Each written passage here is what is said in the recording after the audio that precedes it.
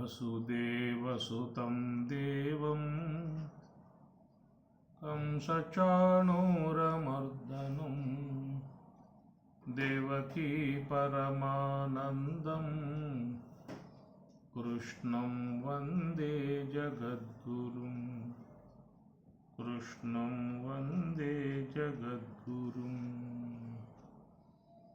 మలనిర్మోచనం పుంసాం జలస్నానం దినే దినే సకృద్గీతాం భజి స్నానం సంసార మలమోచనం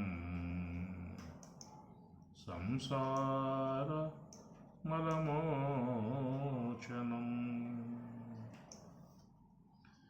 ఉత్తర గీత 2వ అధ్యాయము. ఆహార నిద్ర భయమైథునాని సామాన్యమేతత్తు పశుభిః నరాణాం జ్ఞానం నరాణాం అధికః విశేషః జ్ఞానేన హీనః పశుభిః సమానః. ఆహారము, నిద్ర, భయము, మైథునము అనేటువంటివి సామాన్యం. ఏతత్తు పశుభిః ఏతత్ పశుభిః పశువులకు, మా నరాణాం నరులకు సామాన్యం సామాన్యమై సాధారణమై ఉన్నటువంటివి ఈ 4 అని చెప్పి అన్నారు. ప్రకృతి నియంత్రణ కలిగి ఉన్నటువంటి అంశములు ఈ 4 కూడా. కాబట్టి ఆహారము అనబడేటువంటి దాని నుంచే సకల జీవులు ఉత్పన్నమయ్యేటువంటి విధానం.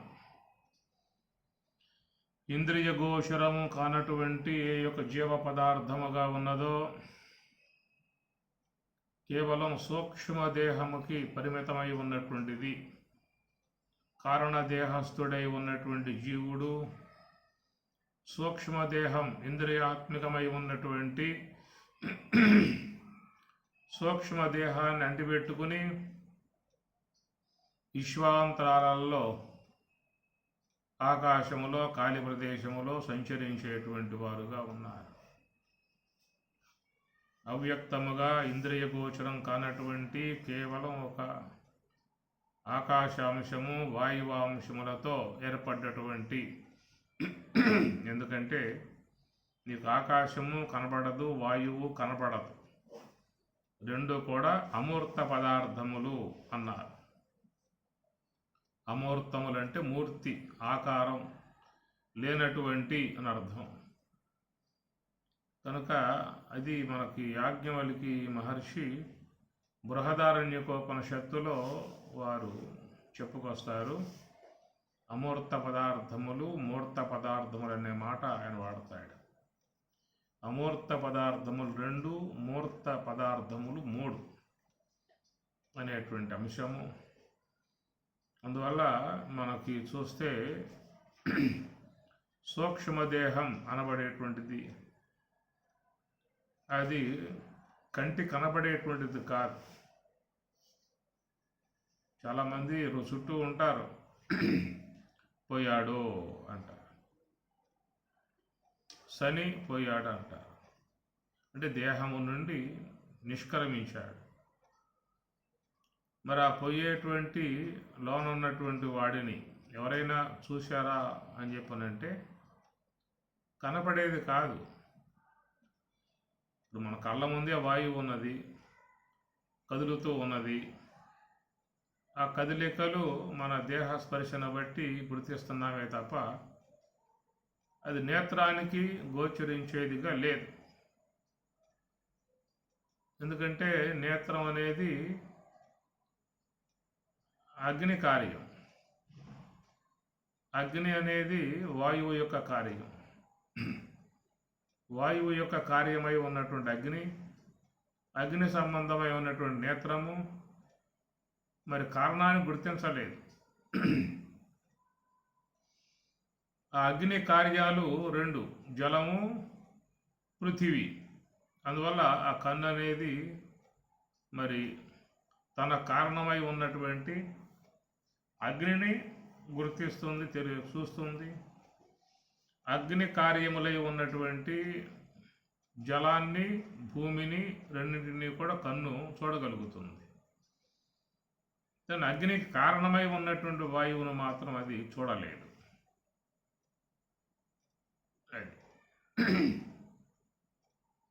అందువల్ల నేత్రానికి ఏదైనా తెలియబడాలని చెప్పి అన్నట్లయితే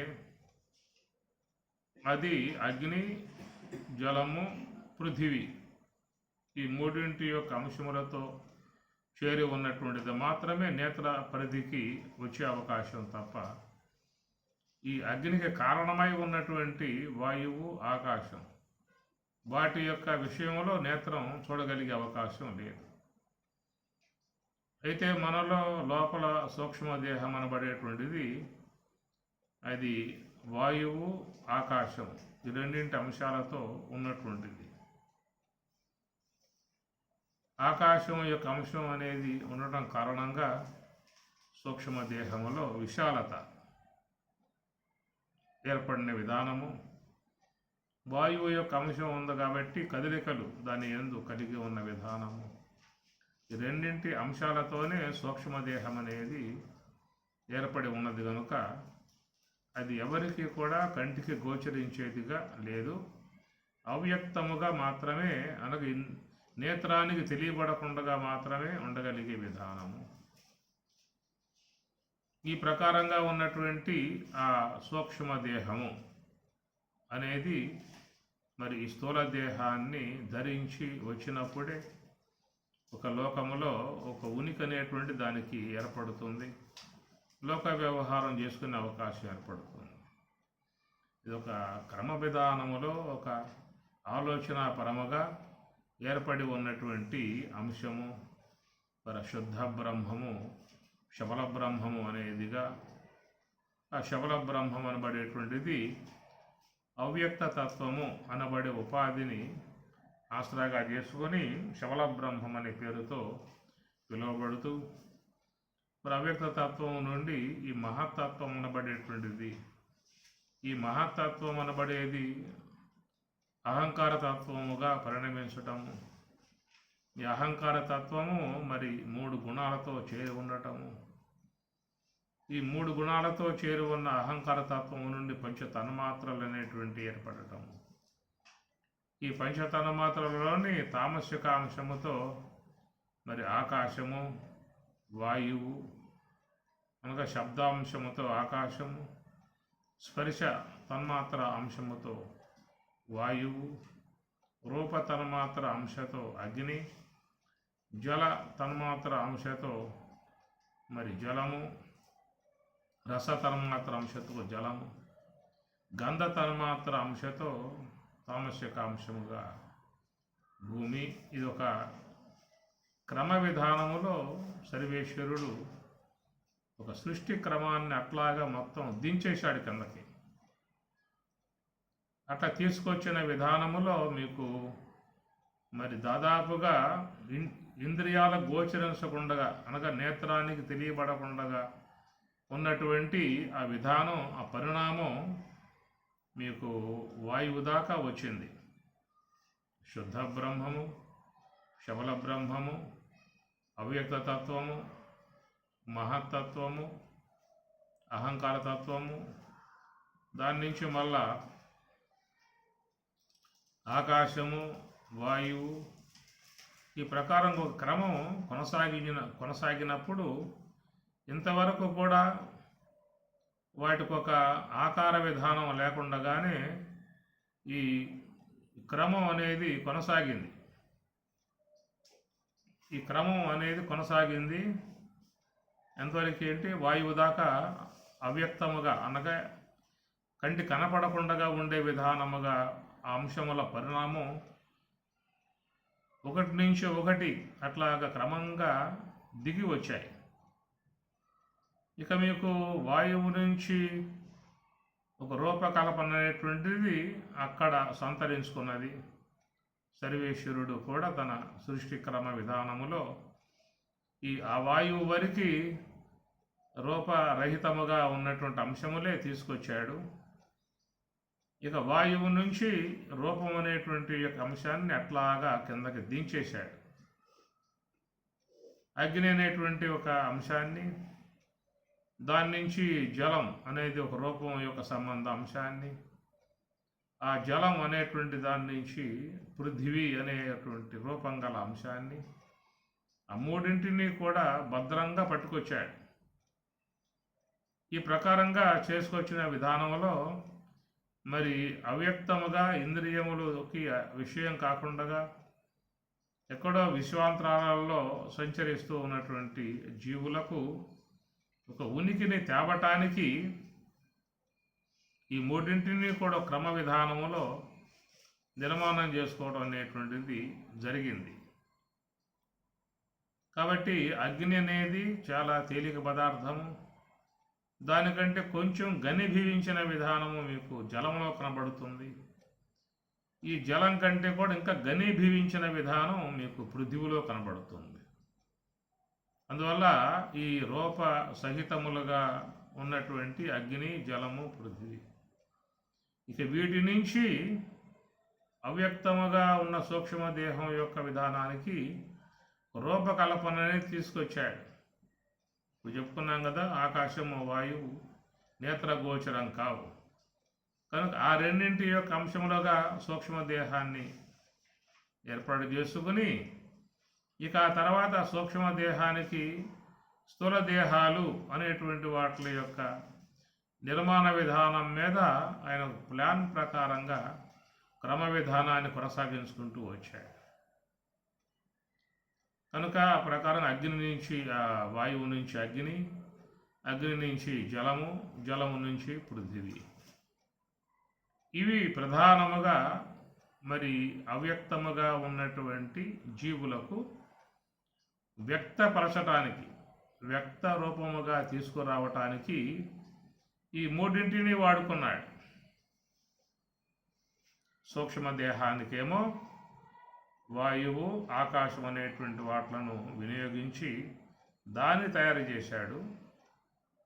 ఇక గోళకాత్మకమై ఉన్నటువంటి స్థూలదేహం యొక్క అంశంగా రాగానే ఈ అగ్ని, జలము, పృథివీ అనబడేటువంటి వాట్లను ఆయన వినియోగించాడు. ఎందుకంటే ఈ పృథివీ అనేటువంటి ఇది బాగా స్థూలమయ్యింది, ఘనీభవించింది. అట్లా ఆ ఘనీభవించిన కఠినం సా పృథివీ అన్నారు. ఆ కఠినత్వాన్ని పూర్తిగా పొందేసిందే. ఇక మీకు పృథివీ తర్వాత మరొక పదార్థం అనేది ఏర్పడే విధానం అంశము ఆయనకి అవసరం అనిపించలేదేమో. ఎందుకంటే ఆకాశము తర్వాత వాయువు అని, వాయువు తర్వాత అగ్ని అని, అగ్ని తర్వాత జలము అని, జలం తర్వాత పృథివీ, ఇట్లా వచ్చినటువంటి విధానంలో పృథివీ తర్వాత అనేది కూడా లెక్క పెట్టుకోవాలిగా. కానీ అక్కడ పృథివీ తర్వాత మరొకటి అనేటువంటిది అవసరం అనిపించాలి ఆయనకి. అట్లా క్రమ విధానముగా సాగి వచ్చినటువంటి అంశాన్ని పృథివీతో స్టార్ట్ చేశాడు స్థూల పదార్థ విధానంగా. ఇక పృథివీ, జలము అనేటువంటి వాట్ల నుంచే ఈ జీవులకు, అవ్యక్తముగా ఉన్న జీవులకు మమైవాంశో జీవలోకే అన్నారు పరమాత్మ.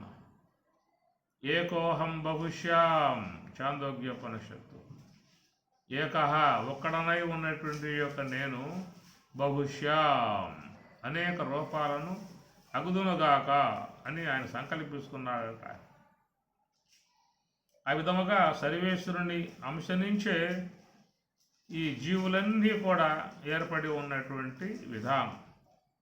కాబట్టి పరమాత్మ గీతలో చెప్పినప్పుడు మమైవాంశ జీవలోకి అన్నాడు. మమ అంశ, నా యొక్క అంశమే జీవుడు అని అన్నారు. కనుక ఏకోహం బహుశా, మేము ఒక్కడనే అనేక రూపలగుదునుగాక అని చాందోగ్యము, భగవద్గీత అన్నీ కూడా ఈ జీవుని ఈశ్వరునితో అనుసంధానాన్ని వాళ్ళు చక్కగా తీసుకొచ్చారు. మరి ఆ ప్రకారంగా ఈ యొక్క అవిద్య అనే ఉపాధిని ఆసరాగా చేసుకుని, అవిద్య అనేటువంటి ఉపాధిని ఆసరాగా చేసుకుని ఏ యొక్క మరి జీవత్వం ఏర్పడిందో అట్టి ఆ జీవత్వము కలిగి ఉన్నటువంటి అతనికి ఈశ్వరాంశగా ఉన్నటువంటి ఆ జీవ పదార్థానికి వ్యవహార యోగ్యముగా ఇంద్రియాత్మికముగా సూక్ష్మదేహం అనబడేటువంటిది ఒకటి ఏర్పాటు చేయటం జరిగింది. ఈ రెండు కూడా మరి అవ్యక్తముగా ఆకాశం వాయువులలో చేరి ఉండటమే కానీ ఇక వాటికి వ్యవహారం అనేటువంటిది లేదు. వాటికి వ్యవహారం కల్పించడానికే ఈయన గారు మరి ఇక్కడ స్థూల పదార్థాల మూడింటిని ఏర్పాటు చేసుకుని అగ్ని, జలము, పృథివీ ఈ మూడింటి నుంచే ఇక ఆకృతులను తయారు చేసుకోవడం లాంటిది చక్కగా ప్లాన్ ప్రకారంగా ఏర్పాటు చేసుకున్నాడు. కాబట్టి ఈ ప్రకారంగా లోకంలో జీవులు తాము స్వీకరించేటువంటి ఏ పృథివీ సంబంధ జల సంబంధమై ఉన్నాయే పదార్థాలు వాటి కణజాలం నుంచే జీవులకు శరీరాలని ఉత్పన్నం చేసే విధానముగా సర్వేశ్వరుడు ఒక ప్రక్రియను ఆయన గారు ఆరంభం చేసుకున్నాడు. కనుక జీవ కణములు అనబడేటువంటివన్నీ కూడా జలము, పృథివీ సంబంధ పదార్థము, జల సంబంధ పదార్థము, వాటిని పక్వం చేసి సరైనటువంటి వృద్ధిని పొందింపజేసే విధానానికి ఈ అగ్ని అనేటువంటిది చాలా ఉపకరిస్తుంది. అగ్నితో పచనం చేసుకుంటూ ఉన్నాయంటూ స్వామి చెప్పాడు కదా. అహం వైశ్వానరో భూత్వా ప్రాణినాం దేహమాశ్రితః ప్రాణాపాన సమాయుక్త పచామ్యన్నం చతుర్విధం. వైశ్వనరాగ్నిగా ఉండి మరి ఆ జీవులు భుజించేటువంటి పదార్థాలని పృథ్వీ సంబంధ జల సంబంధ అయి ఉన్నటువంటి వాట్లను ఉదరగోళములో వేసినప్పుడు అక్కడ ఈయన గారు ఒక వడ్డన వంట విధానం ఉన్నారు. అక్కడ పక్వం చేసే విధానంగా ఆయన గారు మరి పచామ్యన్నం చతుర్విధం 4 విధములుగా ఉన్నటువంటి వాట్లను నేను పచామి అన్నారు. పచామి అంటే వండటము, పచకుడు అంటే వండేవాడు, పచ అంటే వండటం, పచామి వండుతూ ఉన్నాను. ఇది ఆయన చేస్తున్నటువంటి ప్రక్రియ. ప్రతి జీవుల యందు ఉదరగోళములో పడ్డటువంటి పదార్థాలను ఆయన గారు జఠరాగ్ని అనే దాని ద్వారా వండి వాడ్చి జీవకణాలని తయారు చేస్తూ ఉన్నాడు. కనుక ముందుగా ఏర్పడేది తండ్రి గర్భములు ఏర్పడతాయి. ఆ పదార్థం పచనమైనప్పుడు పురుషుని యొక్క శరీరములో ఆ జీవకణ విధానం తయారవుతుంది. మనమేదో లెక్క పెట్టుకుంటూ ఉన్నాం. పుట్టిన తర్వాత భూమి మీద పడగానే వాడికి ఈ నక్షత్రాలు ఏ పాదంలో పుట్టాడు, దేంట్లో పుట్టాడు, ఈ లెక్కలన్నీ కూడా భూమి మీద పడ్డటువంటి సమయం నుంచి లెక్కేసుకుంటూ ఉన్నాం. కానీ తల్లి గర్భంలో పడినప్పటి నుంచి లెక్కలు రావు. భూమి మీద పడినప్పటి నుంచే లెక్కలు వచ్చాయి. దాని ముందే తల్లి గర్భంలో వాడు ప్రవేశించే ఉన్నాడు. అక్కడ వాడు మరి వృద్ధి అయ్యే ఆ జీవకణం వృద్ధి అయ్యే విధానంగా ఏర్పడుతుంది. కానీ ఏర్పడటానికి మాత్రం పురుషుని శరీరంలో మాత్రమే ఏర్పడుతుంది. ఎక్కడి నుంచి ఈ ప్రయాణం కొనసాగిందో కూడా పూర్ణంగా చెప్పే అవకాశాలు లేవు. ఎందుకంటే పదార్థాల నుంచి పరిణామం చెందుతూ వచ్చి ఉన్న విధానం కాబట్టి ఆ ప్రకారంగా లోన ఉన్నటువంటి ఆ సూక్ష్మముగా ఉన్నటువంటి ఆ జీవకణం వీర్య కణం అంటారు, అది ప్రాణ కణం అంటారు. అట్లా లక్షల కొలది శరీరాలలో ఆ జీవకణాలు ఏర్పడుతూ ఉన్నాయి. ఆ ప్రకారం ఏర్పడ్డటువంటివి మరి స్త్రీ శరీర క్షేత్రమునందు శరీరాన్ని చక్కగా దాన్ని పుష్కలంగా అన్ని విధాల అన్ని అంగులతో ఏర్పడి 9 మాసాలు స్వామివారు దానికి సమయాన్ని ఏర్పాటు చేసుకున్నాడు. ఆ 9 మాసాలలో ఆ జీవకణం వృద్ధి మరి ఆ కాళ్ళు, చేతులు, తల ఇవన్నీ కూడా ఏర్పడి ఆ తర్వాత అక్కడి నుంచి ఈశ్వరాజ్ఞతో మావిని విచ్ఛిన్నం చేసుకుని ఆ విధంగా వచ్చి భూమి యందు వాడు ప్రవేశిస్తూ ఉన్నాడు. ఈ ప్రకారంగా విశ్వంలో అనుస్యూతముగా జరుగుతున్నటువంటి ఒక ప్రక్రియ గనుక దీన్ని ఇక్కడ స్వామివారు సామాన్యం అన్నారు. మైథునం అనే పద మిథున క్రియ అనగా ఇరువురు ఒక సృష్టి కార్యముగా చేసేటువంటి ప్రక్రియ. ఇది ఒక సామాన్యమై ఉన్న విధానము. ఎందుకంటే సర్వేశ్వరుడు తాను సంకల్పించుకున్నటువంటి ఆ సంకల్పానికి చివరికి ఒక పూర్ణత్వాన్ని సంతరించుకున్నది ఇక్కడే. ఎందుకంటే వాడు 9 మాసాల గర్భంలో ఉండి అక్కడి నుంచి ఇక బయటకు తొయ్యబడి ఈ భూమి మీద పడ్డప్పుడు ఇక వాడి జీవన విధానం అనేది ఆరంభం అవుతుంది. శతమానం భవతు శతాయు, 100 ఏండ్ల కాలం విధముగా ఆయన నియామకంలో ఉన్నటువంటి వ్యవధి.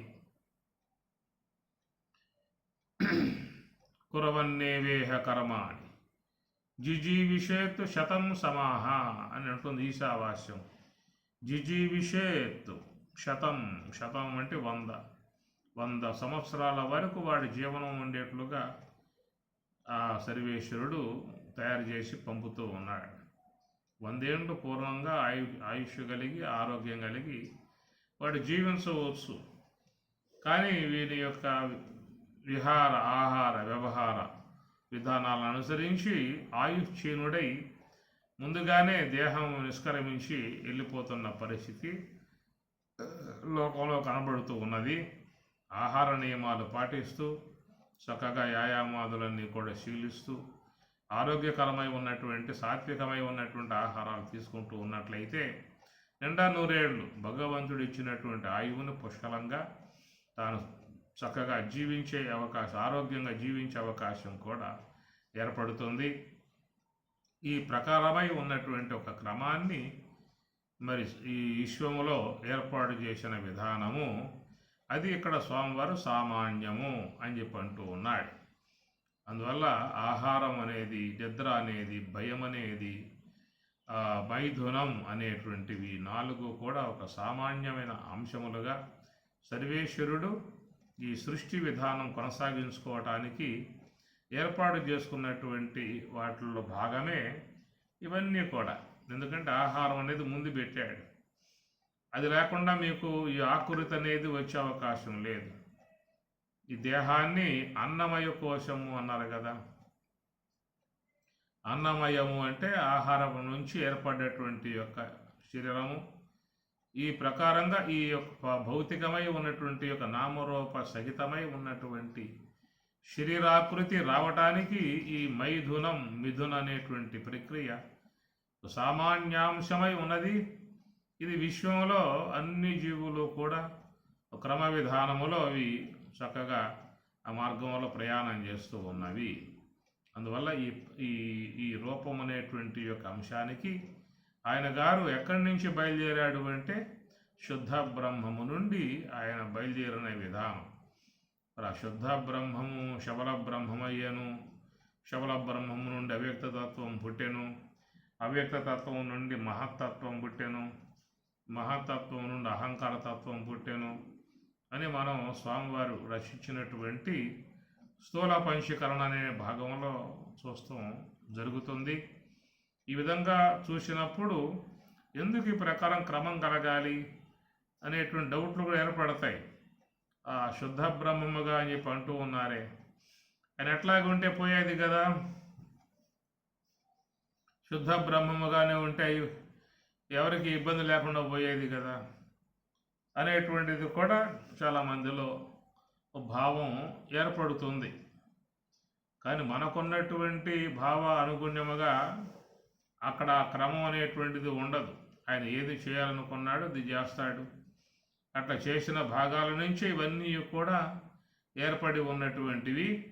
అందువల్ల ఎక్కడి నుంచి కొనసాగింది అంటే శుద్ధ బ్రహ్మము నుండి ఆరంభమై శవల బ్రహ్మము, అవ్యక్త తత్వము, అహంకార తత్వము, మహత్తత్వం, అహంకారతత్వం ఇట్లాగా చూస్తే చివరికి ఒక ఆకృతి అనేటువంటి యొక్క అంశాలను కూడా అగ్ని నుంచి ఏర్పాటు చేసుకొని అగ్ని నుంచి జలము పృథివీ, ఆ పృథివీ నుంచి ఈ ఆకృతులు అనేటువంటివన్నీ కూడా వచ్చేస్తూ ఉన్నాయి. పుంఖానుపుంఖాలుగా కోటాను కోట్లగా జీవులు ఈ పృథివీ అంశతోనే విశ్వమునందు ఏర్పడుతున్నటువంటివి ఒక్క మానవుడేనా అని చెప్పని కాదు. ఇక్కడ ఎన్ని ప్రాణులు, పక్షులు కానీ ఇతర జీవులు కానీ సూక్ష్మ జీవులు కానీ అవి మన కంటికి కూడా కనపడినంతటి సూక్ష్మ జీవులు ఉన్నాయి భూమి మీద. ఈ బుల్లి చీమలు కానీ ఇంకా అటుకంటే సూక్ష్మంగా ఉన్న జీవులు కానీ ఇవన్నీ కూడా చూస్తే పృథివీ యొక్క మరి దాన్ని చీల్చుకొని ఈ జీవులన్నీ కూడా పైకి ఉబుకుతూ ఉన్నాయి. స్థూల దేహ సూక్ష్మ దేహములను తోడు చేసుకుని ఈ స్థూల దేహం అనబడేటువంటివి ఏ ప్రకారంగా భూమిలో ఉన్నటువంటి గింజ తేమ తగలగానే మొలకై ఆ భూమిని కూడా చీల్చుకొని పైకొచ్చి వృక్షములు, మహావృక్షములు, మహామానులుగా ఏర్పడుతూ ఉన్నాయి. అట్లాగా ఈ పృథివీ అనేటువంటి పృథివీని మాత అన్నారు, పృథ్వీ మాత అని పిలుస్తారు. ఇక ఆ పైన చూస్తే జలదేవుడు, అగ్నిదేవుడు, వాయుదేవుడు, ఆకాశదేవుడు, ఇట్లా ఈ దేవుళ్ళుగా మనం చెప్పుకుంటూ ఉంటాం. కానీ పృథివీ వద్దకు రాగానే పృథివీ మాత, పృథివీ దేవుడు అని చెప్పి అనరు. పృథివీ మాత ఏమి మాతర్మేదిని తాత మారుత సఖే తేజస్సు బంధు. ఎందుకంటే పృథివీ దాని మహాయోని, పృథివీ యోని. మీరు గాయత్రి మహామంత్రంలో ఏమి అక్కడ చెప్పుకొస్తారు, పృథివీ యోని అని చెప్పని అంటారు. ఓజోషి సహోషి బలమసి భ్రాజోషి దేవానాం దామనామాసి విశ్వమసి విశ్వాయు సర్వమసి సర్వాయు అభిభూరోం గాయత్రీం ఆవాహయామి సావిత్రీం ఆవాహయామి శ్రియమావాహయామి గాయత్ర్యా గాయత్రీ ఛందో విశ్వామిత్ర ఋషి సవితా దేవతా అగ్నిర్ముఖం బ్రహ్మ శిరో విష్ణు హృదయగం రుద్రశఖా పృథివీ యోని ప్రాణాపానవ్యానోదాన సమానా సప్రాణ శ్వేతవర్ణ సాంఖ్యాయన సగోత్ర గాయత్రీ చతుర్విగం శత్యక్షర త్రిపదా షట్కుచ్చి పంచశీర్షోపనయనే వినియోగ అని మన గాయత్రి మహామంత్రం ఒకటి ఉన్నది. దాంట్లో చెప్పుకొస్తూ పృథివీ యోని, పృథివీయే ఒక మహా యోని అన్న జన్మకారకమై ఉన్నటువంటి కనుక ఆ పృథివీ యోని నుంచే అది అసంఖ్యాకములుగా కోటాను కోట్ల జీవులు రోజు మొత్తం మీద ఏర్పడుతూ ఉన్నాయి, ఉబుకుతూ ఉన్నాయి, వ్యక్త రూపాలుగా విశ్వంలోకి వస్తూ ఉన్నాయి. అనేకమైనటువంటి ఆకృతులు కలిగి విశ్వంలో సంచారం చేస్తూ ఉన్నాయి. ఎట్లయితే గింజలు భూమిలో ఉన్న గింజలు తేమ తగలగానే మొలకెత్తి మొక్కై ఎట్లా భూమిని చీల్చుకుని పైకి వస్తూ ఉన్నాయో అట్లా అన్ని జీవులు కూడా ఈ పృథివీ యొక్క అంశం నుంచే ఏర్పడి ఆకృతులుగా విశ్వంలోకి వస్తూ ఉన్నాయి. ఈ విధముగా వచ్చేటువంటి ఆ విధానములో మరి సర్వేశ్వరుడు సామాన్యం అనే అంశముగా మైథునం అనేటువంటి యొక్క ప్రక్రియను ఆయన ఏర్పాటు చేసుకున్న అంశము. ఇది విశ్వంలో 83,99,999 ఇట్లా లెక్కాపత్రాలు అన్నీ కూడా మనం చెప్పుకుంటూ ఉన్నాం కదా.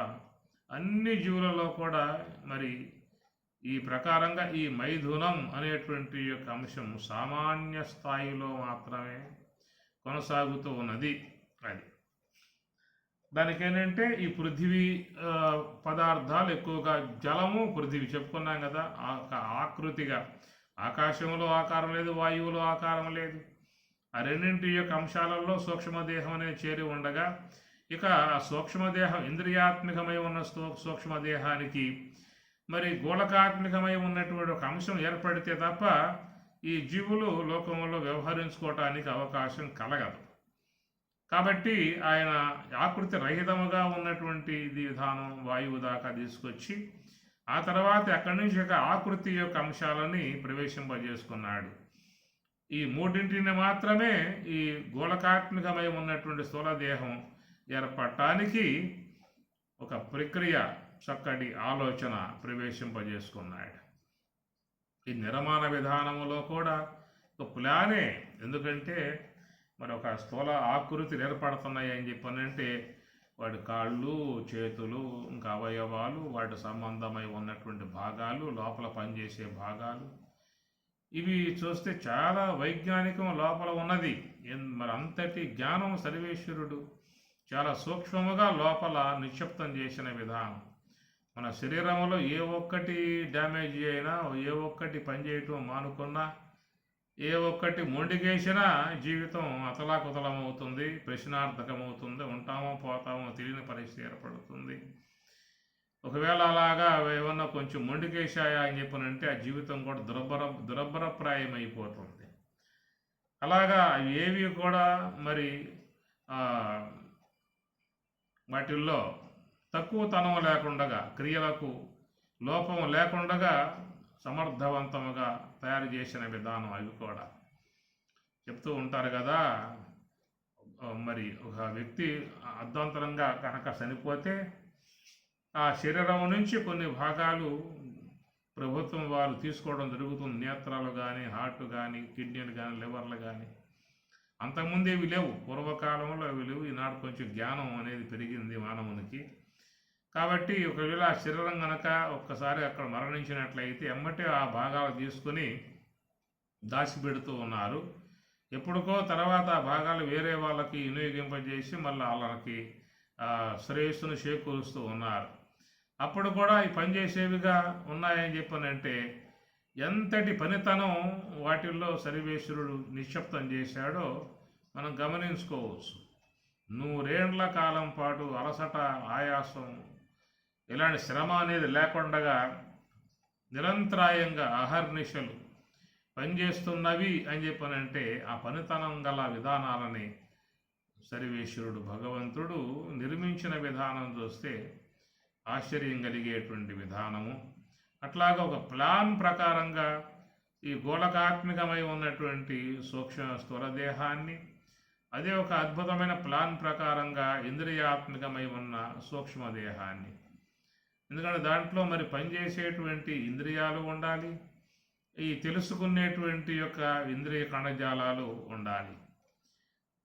ఈ రెండు కాకుండా ఇంకా అంతర్గతంగా లోపల ఉండి శాసించే మరొక భాగాన్ని కూడా ఆయన గారు పెట్టేశాడు. అంతరేంద్రియము అనబడే అంశాన్ని ఏర్పాటు చేశాడు. అది లోన ఉండి పనిచేస్తుంది తప్ప అది బయటకు వచ్చి వ్యవహరించే విధానం ఉండదు. ఈ ప్రకారంగా ఒక చక్కటి ఆలోచన అనుగుణ్యముగా నిర్మాణం చేసుకోవటము, ఎక్కడ ఏం ఉండాలి, ఎక్కడెక్కడ ఏం పెడితే సక్రమంగా అవన్నీ కూడా మంచిగా పనిచేసే అవకాశం ఉంటుంది అని చూసినట్లయితే సర్వేశ్వరుని యొక్క ఆలోచన ఎంత పకడ్బందీగా ఉన్నదో మనం గమనించవచ్చు. ఆకృతి యొక్క నిర్మాణం కూడా అదొక చక్కటి ప్లాన్ ప్రకారంగా చేతులు వంగాలి, ఏళ్ళు వంగాలి, వెనక పోవాలి, ముందుకు రావాలి, ఇట్లా అన్నీ కూడా మరి వానికి ఎలాంటి ఇబ్బందులు లేకుండా ఉండేట్లుగా ఈ స్థూల దేహం యొక్క విధానం. ఇప్పుడు పృథ్వీ చెప్పుకున్న ఆకృతి యొక్క విధానాలుగా అగ్ని, జలము, పృథివీ అనేటువంటి వాటిని ఏర్పాటు చేసుకుని ఒక ఆకృతి ఆకారాలు నిర్మాణం చేసుకునే విధానాలలో సర్వేశ్వరుడు మరి ఒక ప్రక్రియను ఏర్పాటు చేసుకున్న దాంట్లో కూడా కేవలం ఒక మాంసపు ముద్దగా పుడితే ఏం చేస్తాడు వాడు? ఏ కదలికలు లేకుండా పుడితే ఏమవుతుంది? అందువల్ల దానిని లోపలే గర్భమునందు ఉన్నప్పుడే, గర్భాలయములో ఉన్నప్పుడే ఆ శిలను ఆ శిల్పిగా దాన్ని బాగా మలిశాడు, చక్కగా మలిశాడు. కేవలం ఒక మాంసపిండముగా ఉన్నటువంటి దాన్ని ఆయన గారు మంచిగా మలిసి ఒక ఆకృతి, అందమైనటువంటి యొక్క ఆకృతి, ఎక్కడెక్కడ చెవులు ఉండాలి, కన్ను ఉండాలి, నోరు ఉండాలి, నాసిక ఉండాలి, అవి కేవలం లోకములో తెలుసుకోవటానికి యోగ్యముగా ఉన్నటువంటి భాగాలు అవన్నీ కూడా.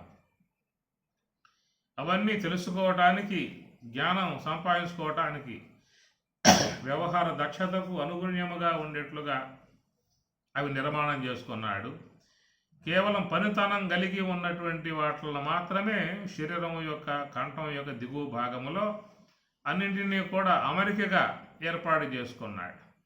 ఇవన్నీ స్థూల దేహం జీవించటానికి బతకటానికి యోగ్యముగా ఉండేట్లుగా ఈ భాగాలని ఏర్పాటు చేశాడు. ఏమి తెలుసుకోవటానికి, వ్యవహరించడానికి కర్మేంద్రియాలుగా, జ్ఞానేంద్రియాలుగా, అంతరేంద్రియాలుగా అవి సూక్ష్మదేహ పరిధిలో వాటి కూడా క్రమ విధానాన్ని బట్టి ఏర్పాటు చేసుకున్నటువంటి అంశము. కాబట్టే మరి కేవలం ఇంద్రియాత్మికమై ఉన్న సూక్ష్మదేహము ఒక ప్లాన్ ప్రకారంగా క్రమ విధానముగా కర్మేంద్రియములుగా, జ్ఞానేంద్రియములుగా, అంతరేంద్రియములుగా, దాంట్లో సమాచారం కూడా దాచుకోవటానికి యోగ్యముగా ఉన్నటువంటి స్పేసు, దాంతోపాటు కొన్ని గుణాలు దైవీ సంబంధమై ఉన్న గుణాలు, ఇవి చాలా అన్నీ కూడా ఒక ప్లాన్ ప్రకారంగా తయారు చేసుకున్న దానికి ఒక ఆకృతి అనేది వస్తే కదా ఇక వాడు ఆ సూక్ష్మదేహాన్ని ఉనికి ఏర్పడేది లోకంలో. లేకపోతే సూక్ష్మదేహం గాలిలో కలిసిపోయి ఉంటుంది, గాలిలో సంచరించే విధానమే ఉంటుంది. ఇప్పుడు మన విషయం చూసుకోండి, ప్రతి ఒక్కరికి లెక్కలు ఉన్నాయి, ఎప్పుడు పుట్టామా అనేది లెక్కలు ఉన్నాయి. నా ఆయువు ఇప్పుడు 50 ఏళ్ళు అంటారు, 60 ఏళ్ళు అంటారు, 30 ఏళ్ళు అంటారు. అంటే ఒక క్రమ విధానములో ఆయనకు ఒక డేట్లు అన్నమాట. అది ఎప్పుడు లోకంలోకి వచ్చాడో అనేది డేటు. లోకంలోకి రాకముందు వాడు లేడా అంటే ఉన్నాడు. ఆకాశ వాయువు యొక్క అంశాలకు ఏర్పడేటువంటి ఇంద్రియాత్మకంగా సూక్ష్మదేహం ఉన్నదో ఆ భాగం వరకు మాత్రమే పరిమితమై ఉన్నాడు. కాబట్టి ఆ సూక్ష్మదేహం గల అతనికి సర్వేశ్వరుడు మమైవాంశో అన్నాడు. కాబట్టి మమైవాంశో జీవలోకే, తన అంశగా ఉన్నటువంటి యొక్క జీవునికి ఒక ఆకృతి ఇవ్వాలనేటువంటి తలంపుగా మరి ఈ అగ్నిని, జలమును, పృథివిని ఆయన గారు వినియోగించుకుని వాటి ద్వారా ఒక చక్కటి ప్లాన్ ప్రకారం గల పదార్థ ఆకృతిని ఆయన ఏర్పాటు చేసుకున్నాడు. మచ్చిక జీవుల పెద్ద మైల సంతలలోన వెచ్చపు కర్మధనము విలువ చేసి పంచభూతములనడి పలువన్నెనూలు చెంచలపు గంజితోడ సరిచేసి పచ్చడాలుగా కుట్టి పలు వెంకటపతి విచ్చకొలదుల అమ్మే ఇంటి బేహారి అని అన్నమాచార్యుల వారు స్వామివారిని నిర్మాణకర్తగా, సృష్టికర్తగా అక్కడ అభివర్ణిస్తూ ఒక అందమైనటువంటి రీతిలో ఆయన గారు చెప్పుకొస్తారు. కాబట్టి ప్రకారంగా మరి ఆ యొక్క అవ్యక్తముగా ఉన్నటువంటి జీవులు ఇప్పుడు మనం ఈనాడు విశ్వంలో ఇట్లా కనపడుతున్నామంటే కారణం ఏమిటి? పృథ్వీ యొక్క అనుగ్రహం, పృథ్వీ మాత యొక్క కృప. ఆమె అనుగ్రహముతోనే ఈనాడు ఆకృతులు కలిగి ఒకరినొకరిని చూసుకుంటూ దగ్గర అనుబంధాలు కలిగి సంచరించుకుంటూ ఈ లోక వ్యవహారాలు చేసుకుంటూ సకల భోగాలను శీలిస్తూ ఈ ఉండే విధానముగా వచ్చారని చెప్పనంటే దానికి మరి ఈ భౌతికముగా ఉన్నటువంటి ఈ పంచభూతాలలో ఆకృతి కలిగి ఉన్నటువంటి అగ్ని అనే దాని ద్వారా పక్వం చేసుకుని, జలం అనేటువంటి దానిని కణజాలంగా తీసుకుని, పృథివీని ప్రధానంగా స్థూల భాగంగా తీసుకుని నిర్మాణాత్మకముగా చేసినటువంటి విధాన ప్రక్రియలో జీవులలో కలిగేటువంటి ఒక తొందరతనం, దానినే మైథున ప్రక్రియకు ఒక ఆస్కారముగా ఏర్పడి ఉన్నటువంటి అంశము. కనుక అహం వైశ్వ నరో భూత్వా ప్రాణినాం దేహమాశ్రిత ప్రాణాపాన సమాయుక్త పచామ్యన్నం చతుర్విధం. ఆ గర్భగోళములో పడ్డటువంటి ప్రసాదాత్మకమై ఉన్న పదార్థాన్ని ఆ విధంగా అగ్ని చేత పక్వం చేసి ఉదరగోళములో జల సంబంధమై ఉన్న అంశము వచ్చి పడుతుంది, పృథివీ సంబంధమై ఉన్నటువంటి అంశం రెండు పడతాయి. ఆ రెండింటినీ కూడా ఈయన మరి వైశ్వ నరాగ్ని అనేటువంటి అగ్నిని ద్వారా పక్వం చేసి ఆ ప్రకారంగా ఆ జీవులు అనేటువంటి ఏర్పడటానికి ప్రక్రియ విధానాలుగా సర్వేశ్వరుడు చేసుకుంటున్నటువంటి అంశము కాబట్టి దీనిని స్వామివారి ఇక్కడ సామాన్యం, ఇది ఒక సాధారణమై ఉన్నటువంటి అంశం. దీని మీద అనేకమైనటువంటి యొక్క అపోహలు కానీ, అనేకమైనటువంటి యొక్క వ్యాఖ్యానములు కానీ, విపరీత భావాలు కానీ, అనేక రీతులలో ఊహ సంబంధమై ఉన్నటువంటి ఆలోచనలు కానీ, భయానకమై ఉన్నటువంటి ఆలోచన ప్రక్రియలు కానీ, ఇవి శాస్త్రాలను పెట్టుకుని నానా రకాల విధానాలుగా మానవుని యందు మాత్రమే ఏర్పడి ఉన్నటువంటి ఒకనొక అంశం. ఇది మీకు విశ్వంలో మిగతా జీవులలో ఇలాంటిది ఏమీ లేదు. 83,99,999గా చెప్పేటువంటి జీవులలో ఒక సామాన్యం అన్న అటువంటి అంశమే కొనసాగుతూ ఉన్నది. అక్కడ ఇలాంటి భావాలు, ఇలాంటి ఆలోచనలు, ఇలాంటి విపరీతమైనటువంటి ఇలాంటివన్నీ కూడా ఒక మానవుని మస్తిష్కం నుంచి భయానక వాతావరణాలు ఏర్పడినటువంటిదే తప్ప ఇతర జీవుల విషయాలలో చూసినట్లయితే ప్రకృతికి అనుగుణ్యముగానే అన్నీ కూడా తమ తమ జీవన విధానం కొనసాగించుకుంటూ పోతూనే ఉన్నాయి. తమ సంతతులను ఉత్పత్తి చేసుకుంటూ కాపాడుకుంటూ వాటిని పెద్ద చేసి పెంపొందింపజేసి ఈ విశ్వంలోకి వాటి వంతు ఒక ప్రక్రియ చేసుకుంటూ పోతూ ఉన్నాయి. ఒక పక్షి తాను పెట్టినటువంటి యొక్క అండాలను పొదిగి వాటిని పిల్లలుగా చేసుకొని ఆ తర్వాత వాటికి ఆహారం ఎక్కడి నుంచో పట్టుకొచ్చి నోట్లో పెట్టి వాడు తినిపించి వాడి సంరక్షణ భారం వహించి వాన పడితే రెక్కలతో అడ్డుకుని చలికి వణుకుతూ ఉంటే వాటికి కొంచెం ఆదరగా ఉంటూ ఇతర జీవులు వస్తే వాటి నుంచి కాపాడుకుంటూ పెంపొందింపజేసుకుని వాయి మళ్ళా తమ జీవితాలలో విశ్వంలో చక్కగా స్వేచ్ఛగా బతకటానికి యోగ్యముగా ఉన్నటువంటి స్థాయి వరకు అది తీసుకొచ్చి మళ్ళా అక్కడి నుంచి పంపించి వేస్తూ ఉన్నది. క్రమ విధానం చూస్తే మనకి ఇతర జీవుల్లో కనపడుతుంది. ఎంతవరకు నా బాధ్యత, సర్వేశ్వరుడు నాకు ఇచ్చినటువంటి యొక్క బాధ్యత అంతవరకు అది అంతవరకే మనకి జీవిస్తున్నట్టుగా గోచరిస్తుంది. ఎందుకంటే వాటిని పొదిగి పిల్లలను చేసి మరి ఆ విధంగా ఆహారం సంపాదించుకోలేవు కాబట్టి ఇదే ఆ బాధ్యత వహించిన విధానం. ఎక్కడి నుంచి ఆహారం పట్టుకొచ్చి వాటికి నోటి యందు పెట్టి తినిపించి రెక్కలతో కాపాడి పెద్ద చేసి ఇతర జీవులు వస్తే కూడా మరి ప్రాణాలకు తెగించి పోరాడి వాటిని కాపాడే ఒక విధానం మనం చూస్తాం ఆ జీవులలో. ఆ ప్రకారంగా అవి వాటికి ఎదిగి మళ్ళా ఎగరగలిగి పోయి ఆహారాన్ని సంపాదించుకొని తినగలిగి విధానం వచ్చేంతవరకే వాటి ఏందో ఒక ధర్మ విధానముగా తన యొక్క కర్తవ్య భావాన్ని పెంపొందింపజేసుకుంటూ వస్తుంది. ఆ తర్వాత నా బాధ్యత తీరిపోయింది, ఇక మీ జీవితాలు మీరు స్వేచ్ఛగా దీక్షగా బతకవచ్చు, జీవించవచ్చు అని వాట్లను అక్కడి నుంచి పంపించి తన బాధ్యత నుంచి వెనక్కు వచ్చేస్తుంది. ఇది సర్వేశ్వరుడు ఆ విధంగా విధించినటువంటి యొక్క అంశాన్ని క్రమంగా పాటిస్తూ ఉన్నాయి. ఇంకా ఏదైనా మమకార మోహాలు వ్యామోహాలు పెంపొందింపజేసుకుంటూ నా కొడుకులు, నా కూతుళ్ళని, తర్వాత నా అల్లుళ్ళు, నా కోడళ్ళు అని చెప్పారు. మళ్ళీ అక్కడి నుంచి వాళ్ళకు పుట్టేటువంటి మనవాళ్ళు అని, వాళ్ళకు పుట్టే ముద్దు మనవాళ్ళు అని, ఇంత వ్యామోహ విధానాలుగా ఉన్నటువంటి ఈ విధానాలు ఒక మానవ ప్రాణిలో మాత్రమే తప్ప చూస్తాము. ఈ విశ్వంలో మానవుడిని పక్కన పెట్టినట్లయితే అన్ని జీవులు ఒక క్రమ విధానంలో, సృష్టి విధానంలో అవి అట్లాగా ఈశ్వరుడు ఇచ్చినటువంటి ఒక బాధ్యతను సమర్థవంతంగా నిర్వర్తింపజేసి అవి వెనక్కు వచ్చేస్తూ ఉన్నాయి. ఇంకా నా వాళ్ళు, నా బంధువులు, నా కోడలు, నా కొడుకులు, నా మనవలు, నా మధు ఇలాంటివి ఏవి మీరు అక్కడ చూడరక.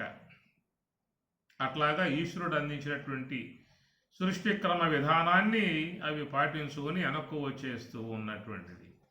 ఇదంతా కూడా ఒక సామాన్యం, భగవంతుడు ఇస్తున్నటువంటి అంశము, ఒక సామాన్య విధానముగా సాగిపోతున్నటువంటిది అని చెప్పేసి అని ఇది ఎవరో కూడా దీంట్లో చేయబెట్టే అవకాశాలు ఏమి లేవు. సొంతంగా దాన్ని తెచ్చుకోవాల్సిన అవసరం లేదు. దానికి తోడు మరి ఈ జీవి యొక్క తన యొక్క ఉనికిని కాపాడుకోవటానికి ఈ భయము అనేటువంటి అంశాన్ని కూడా ఆయన గారే ఏర్పాటు చేసి ఉన్నాడు. అనగా భయము అని చెప్పనంటే ఆపదల నుంచి తన ప్రాణాలని కాపాడుకోవటానికి జాగ్రత్త చేసేటువంటి యొక్క అంశమే భయం అనేటువంటి ఒక అంశం.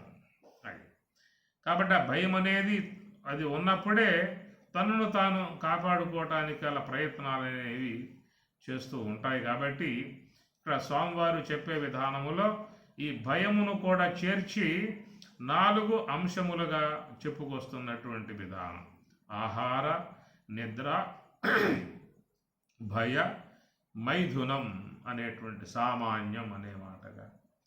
కాబట్టి ఇది ఆహారము ఇవన్నీ కూడా మరి ఉపకరించేటువంటి అంశాలు ఈ విషయంలోకి ప్రాణులు రావటానికి.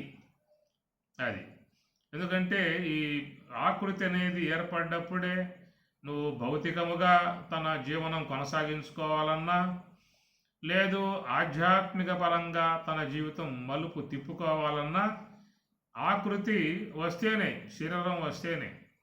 శరీరం లేకుండగా మరి కేవలం సూక్ష్మదేహ మాత్రముగా ఉన్నటువంటి వాటికి మరి తరించటము, మోక్షాన్ని సంపాదించుకోవటము అనేటువంటి అంశం లేదు. దేవతలు సహితము కూడా ఈ ఆకృతి ఈ విధానంగా వస్తేనే వాళ్ళు కూడా మోక్ష ప్రయత్నం చేసుకునే అవకాశం అనేది ఉంటుందని చెప్పనే మాట. కాబట్టి ఈ ఈ ఆకృతి, శరీరాకృతి అది కూడా ఇతర జీవుల కంటే మానవుని అందే విశేష జ్ఞానము అని చెప్పి అంటూ ఉన్నారు. జ్ఞానం నరాణం అధిక విశేష, పరమాత్మ అంటున్నమాట. నరాణం అనగా మానవులలో జ్ఞానం విశేష, అధిక విశేష, అధిక శాతముగా ఉన్నటువంటి జ్ఞానం. ఈ జ్ఞానం చూసినప్పుడు మరి భౌతికంగా కూడా మానవుడు ఎంతో వ్యవహార జ్ఞానాన్ని కూడా సంపాదించుకుంటూనే ఉన్నాడు. తాను ఏ యొక్క జీవితాన్ని జీవిస్తూ ఉన్నాడో ఆ జీవితం ఒక సుఖమయ విధానముగా, అనుకూలముగా ఉండేట్లుగా అనేక సదుపాయాలు కూడా చేసుకుంటూ ఉన్నాడు.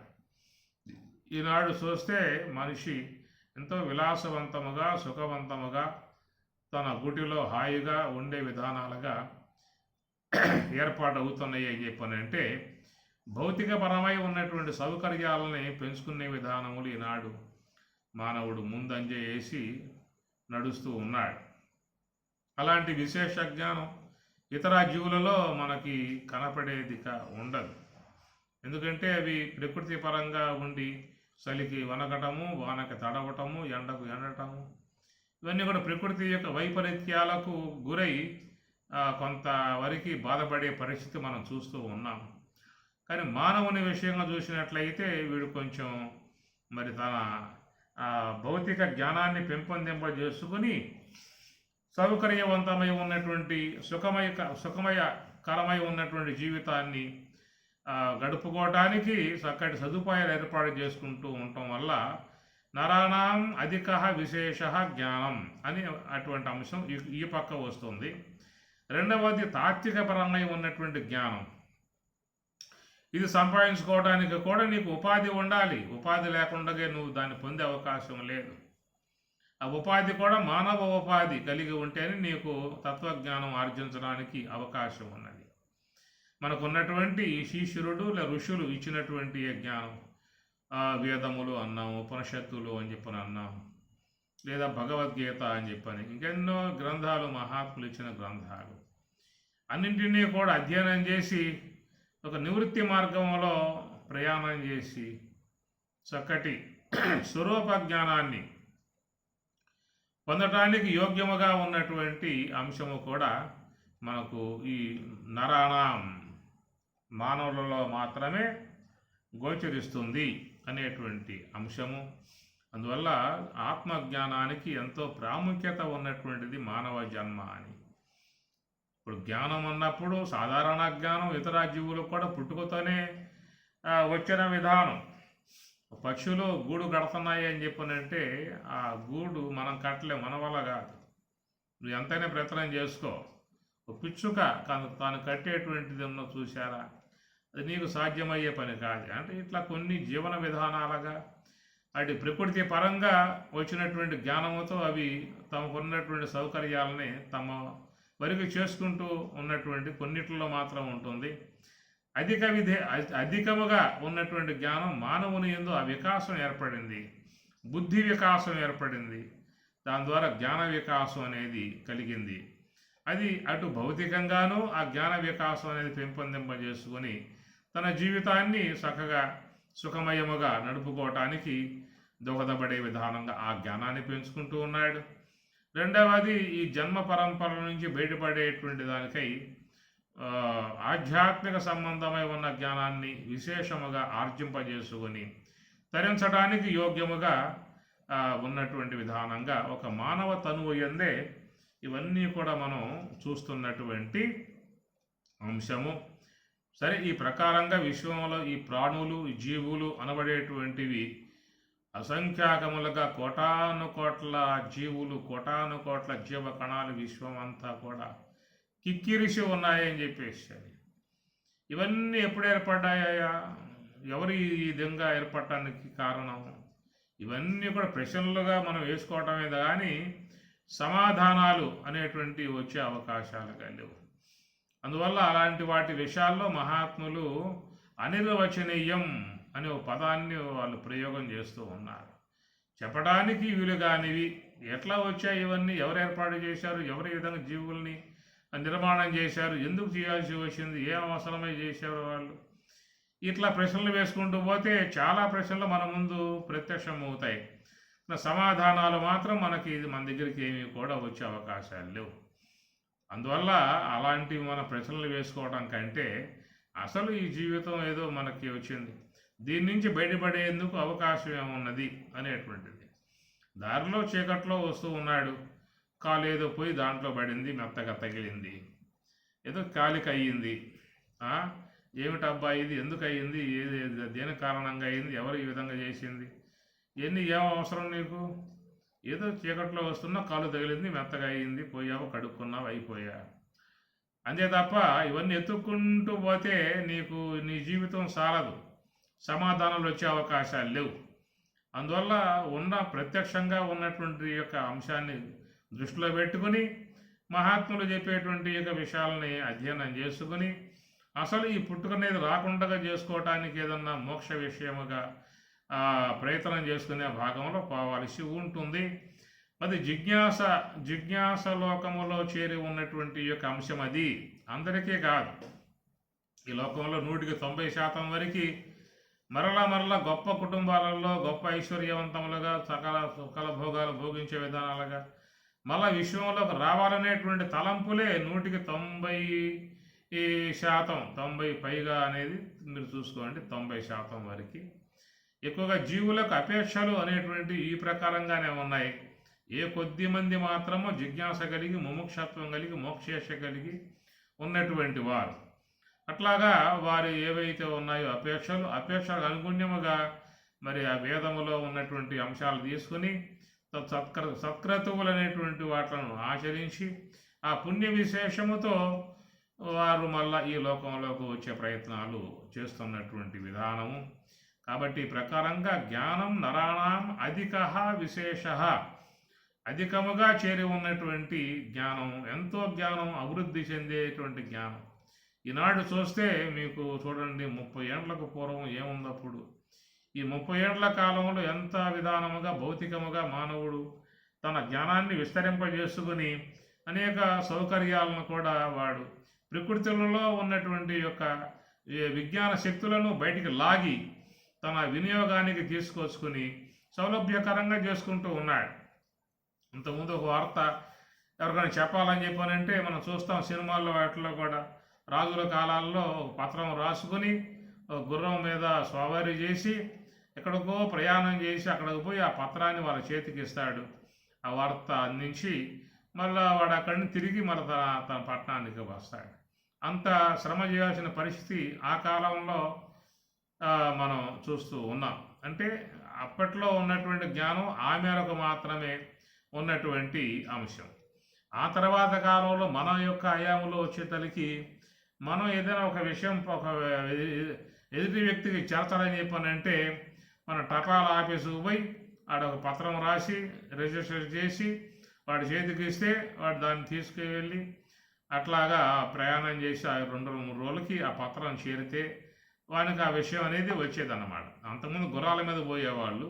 తర్వాత ప్రభుత్వం వాళ్ళే తపాలా ఏర్పాటు చేసి మేము పంపిస్తాము లేవా, నీకుంది శ్రమ, డబ్బులు కట్టేసేయి అని చెప్పి రిజిస్ట్రేషన్ చేసుకుంటే రిజిస్టర్ చేస్తే ఆ పత్రం వాళ్ళు తీసుకుపోయి ఎక్కడెక్కడో ఇచ్చి వచ్చే విధానం. అట్లా జరిగింది ఒకప్పుడు కాలం. అది మన హయాంలో మనం చూసిన విధానం, అనుభవంలో ఉన్న విషయమే. కానీ ఈనాడు ఇంకా మరి మానవుని యొక్క బుద్ధి వికాసం కలిగి జ్ఞానం పెరిగి ఒక క్షణకాలంలో నువ్వు ఏది అనుకుంటున్నావో ఆ వార్త తమ బంధువులకి మిత్రులకు చేరిపోతూ ఉన్నాయి. ఎక్కడో ఉన్నటువంటి వాళ్ళని ఎక్కడే చూసుకుని మాట్లాడుకునే విధానాలు ఏర్పడినాయి. ఎక్కడో ఉన్నటువంటి వాళ్ళతో సంభాషించుకుని ఇక్కడే మాట్లాడుకునే విధానాలు ఏర్పడినాయి. ఇదంతా ఏమిటంటే మరి మానవుని యొక్క బుద్ధి వికాసం నుంచి ప్రకృతిలో ఉన్నటువంటి అంశాలని వెలికి తీసుకువచ్చి సౌలభ్యకరంగా సుఖకరముగా వినియోగింపజేసుకుంటూ ఉన్న విధానం చూసినట్లయితే జ్ఞానం నరాణం అధిక విశేష, అటు భౌతిక సంబంధమై ఉన్న జ్ఞానం కావచ్చు, పారమార్థిక సంబంధమై ఉన్న జ్ఞానం కావచ్చు. ఇట్లా బుద్ధి వికాసంలో ముందుకు పోగలిగే అవకాశం ఒక మానవ ప్రాణిలో మాత్రమే చూస్తున్నాము. ఈ విషయంలో ఎన్నో జీవులు ఉన్నాయి, కానీ అవన్నీ కూడా ఎంతటి స్థాయిలో ఎదిగిన విధానము లేదని మనం గమనించుకోవచ్చు. కాబట్టి ప్రకారముగా ఆహార నిద్ర భయమైధునాని సామాన్యం ఏతత్తు పశుభి నరాణం జ్ఞానం నరాణం అధిక విశేష. ఈ తర్వాత లాస్ట్లో జ్ఞానేన హీన పశుభి సమాన అనే మాట స్వామివారు వాడుతూ ఉన్నారు. ఇది కొంచెం విన్నటువంటి వాళ్ళు తన బాధాకరమైనటువంటి పరిస్థితిగా పోయే అవకాశాలు కూడా ఉంటాయి. కానీ అది ఎందుకు వాడాడు ఆ పదం అనే విషయం మీద కొంత మనం చెప్పుకోవాల్సి ఉంటుంది. ఏదైనా కానీ ఈ విధానంలో విశ్వంలో సర్వేశ్వరుని యొక్క నిర్మాణ ప్రక్రియలో జీవులకు ఉపకరించే విధానముగా ఉన్నటువంటి యొక్క వాట్లను 4 ప్రధానంగా చెప్తూ అది ఆహారం మొదటిగా పెట్టాడు. నిద్ర అనేది కూడా, ఎందుకంటే ఆహారం అనేటువంటిది చక్కగా పచనమై జీవకణం తయారు కావాలంటే సావకాశంగా సర్వేశ్వరుడు దాన్ని నిర్మాణ ప్రక్రియ కొనసాగించుకోవడానికి యోగ్యముగా ఉండే విధానముగా నిద్ర, అలసిపోయి ఉన్నటువంటి వాటి విశ్రాంతిని పొంది శరీర ఇంద్రియములు శరీరము శక్తివంతముగా తయారు చేసుకోవడానికి గల అవకాశముగా ఉండేటువంటి అంశం. 2 భాగాలు ఎక్కడ, ఇటు జీవునికి అటు ఈశ్వరునికి 2 అంశాలు మనం ఇక్కడ గమనించవచ్చు. తాను పగటి సమయంలో ఏ వ్యవహారం చేశాడో సూక్ష్మదేహంతో స్థూల దేహంతో తిరిగి మరలా దాన్ని శక్తివంతముగా పుంజింపజేసుకోవటానికి అనేది ఒక అంశం అయితే, రెండవది లోన ఏర్పడ్డటువంటి ఆహారం అన్నాడు. కాబట్టి అది గర్భగోళం ఏర్పడేటువంటి యొక్క ఆహారం చక్కగా పచనం చేసుకుని దాన్ని ఒక జీవ కణముగా తయారు చేసుకోవటానికి ఈశ్వరుడు తన వంటకాన్ని తీరుబాటుగా ఏర్పాటు చేసుకోవటానికి ఒక నిద్ర అనేటువంటి ఒక అంశము. అట్లాగా ఆ విధంగా చేసి మరి ఈ విషయంలోకి జీవులు రావటానికి మైథునం అనేటువంటి ప్రక్రియ అది శాసనీయం. అంతే, ఆ జీవకణము గల ఏ పదార్థం అయితే ఉన్నదో అది ఆ శరీర భాగంలోకే పోవాలే తప్ప ఎటు పోవటానికి వీల్లేదు. ఏ యొక్క మనం మూర్తములు అన్నాము, అమూర్తములుగా ఆకాశము వాయువు కాగా మూర్తములు అనగా అగ్ని జలము పృథివీ అన్నాము. మూర్తులకు అవకాశమై ఉన్నటువంటి ఈ మూర్తములు ఆ ప్రకారంగా సర్వేశ్వరుడు జలాన్ని పృథివీని తీసుకుని ఆ రెండింటినీ కూడా పచనం చేసుకుని జీవకణాలను తయారు చేసుకుని ఆ సారవంతముగా ఏర్పడ్డటువంటి నిస్సారమై ఉన్నటువంటి జలాంశాన్ని ఒక ద్వారముకుండగా బయటికి పంపించి వేసుకుంటూ ఉన్నాడు.